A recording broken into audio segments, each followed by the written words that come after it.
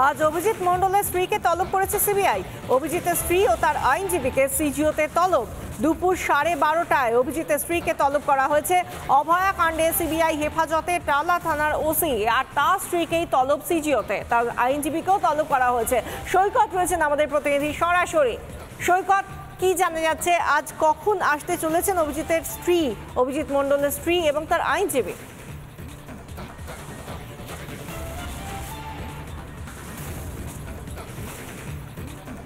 দেখো, tentative time 12:30টা দেওয়া হয়েছে অভিজিৎ মণ্ডলের পরিবার এবং পরিবারের সদস্য এবং তার আইনজীবীকে আজকে ডাকা হয়েছে। মূলত তাদেরকে বেশ কিছু প্রশ্ন করা হবে, বেশ কিছু জিজ্ঞাসাবাদ করা হবে। তবে এই মুহূর্তে যে বিষয়টা গতকালকে আদালতে সিবিআই এর তরফ থেকে যেটা জানানো হয়েছিল, অভিজিৎ মণ্ডল এবং সন্দীপ ঘোষ এই দুজনকে মুখোমুখি বসিয়ে জেরার প্রয়োজন আছে।